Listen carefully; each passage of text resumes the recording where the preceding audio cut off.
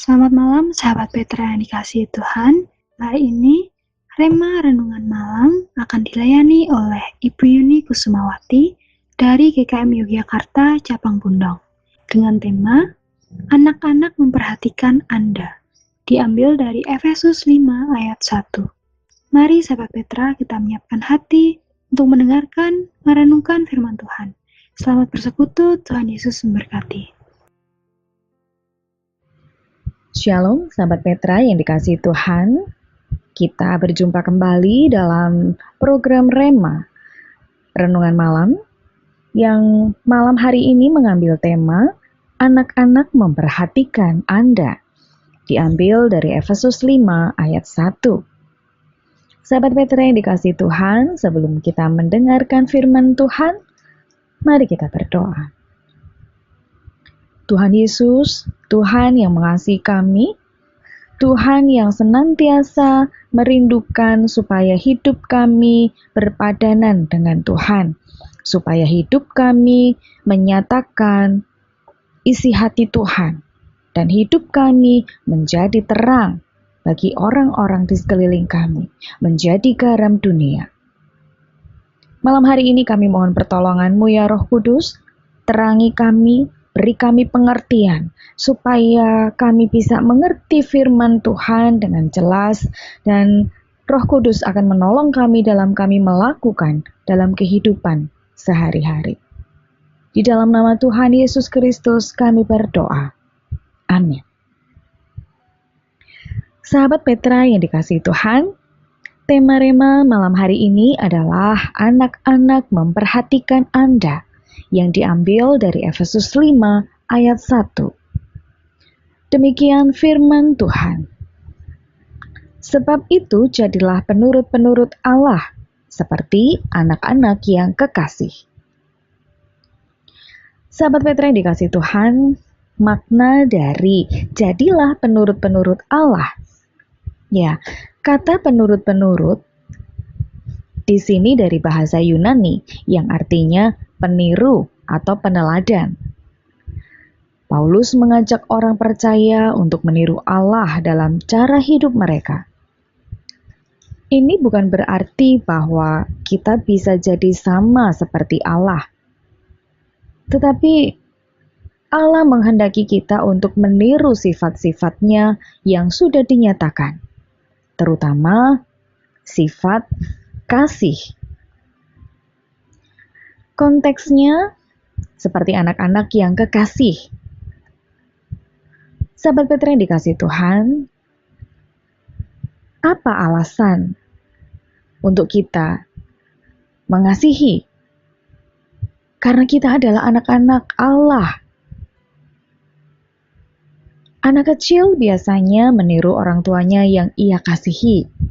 Jadi, motivasi meniru Allah bukan karena takut dihukum, tetapi justru karena hubungan kasih sebagai anak dengan Bapa. Karena kedekatan mereka, kedekatan antara anak dengan Bapa yang demikian dekat, maka anak ini melihat sosok Bapa sebagai pribadi yang harus ditiru kehidupannya. Lalu pertanyaannya, apa yang harus ditiru? Di dalam ayat selanjutnya, yaitu Efesus 5 ayat 2, dijelaskan, hiduplah di dalam kasih, sebagaimana Kristus Yesus juga telah mengasihi kamu, dan telah menyerahkan dirinya untuk kita sebagai persembahan dan korban yang harum bagi Allah.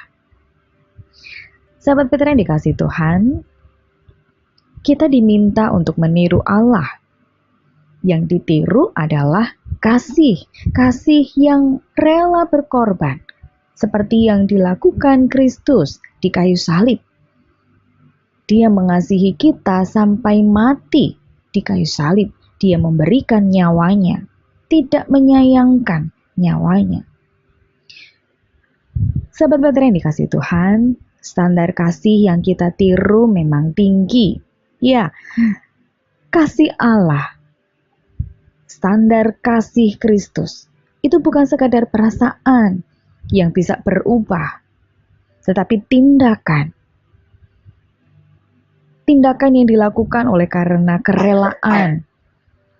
Kerelaan berkorban sampai mati di kayu salib. Kata korban yang harum merujuk pada korban di perjanjian lama yang menyenangkan Allah. Hidup dalam kasih itu berarti menyukakan hati Allah. Sahabat Petra yang dikasihi Tuhan, karena kita adalah anak Allah yang dikasihi, maka sudah seharusnya kita juga meniru Dia yang hidup dalam kasih, yang rela berkorban, menjauhi dosa yang merusak, dan tidak terpengaruh ajaran palsu. Sahabat Petra yang dikasihi Tuhan, lalu bagaimana dalam kita mengaplikasikan dalam kehidupan kita sehari-hari? Kasih sesuatu yang simpel, terdengar sederhana, hanya satu kata. Tetapi dalam penerapannya tidak mudah, banyak tantangan, banyak pergumulan.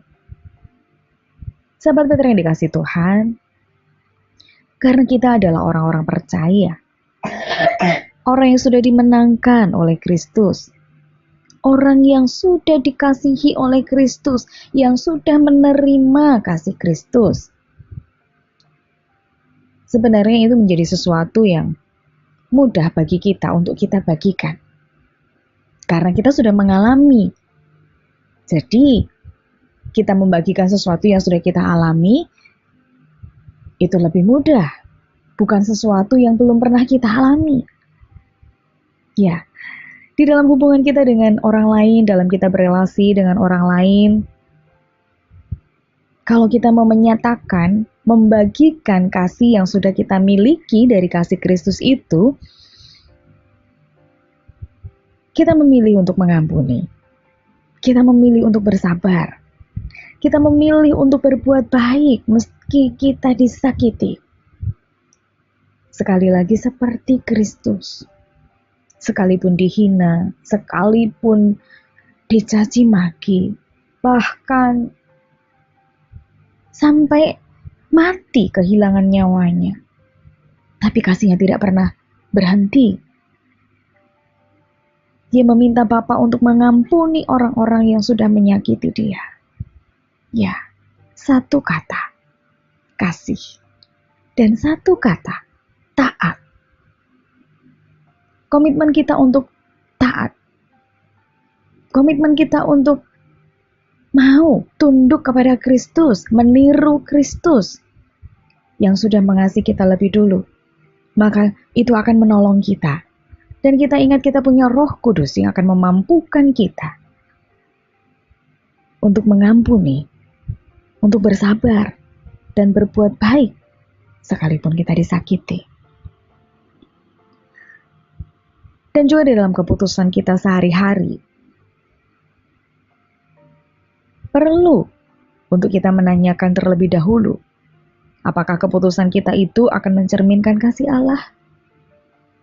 Ataukah keputusan yang kita ambil itu justru untuk menyatakan kehebatan kita sendiri? Ya, sahabat Petra yang dikasihi Tuhan, ini merupakan panggilan. Panggilan untuk hidup yang berbeda dari dunia. Pola dunia yang mementingkan diri sendiri. Pola dunia yang mengandalkan ego. Pola dunia yang ingin mengedepankan kehendak kita sendiri. Tidak tunduk, tidak taat.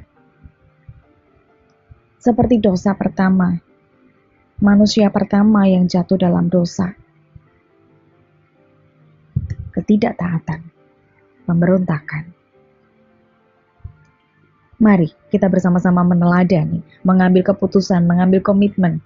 Ya, aku mau meneladani Kristus. Ya, aku mau taat kepada Kristus.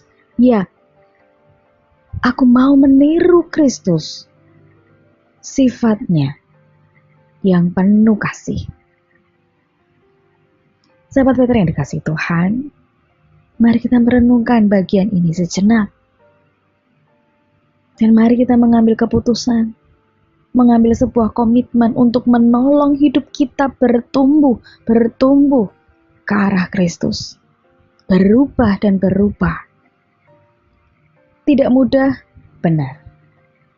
Tetapi bersama dengan Kristus, Roh Kudus yang akan memampukan kita.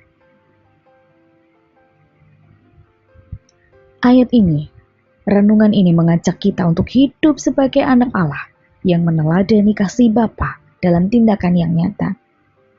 Izinkan orang lain mengalami kasih Bapa melalui hidup kita. Izinkan hidup kita dipakai oleh Allah untuk mengasihi jiwa-jiwa, untuk mengasihi sesama kita. Izinkan kita dipakai supaya orang lain pun juga boleh mengalami kasih Bapa. Terpujilah Tuhan. Biarlah malaikat di surga bersuka cita oleh karena setiap pribadi melalui hidup kita juga mengalami kasih Allah. Mengalami kasih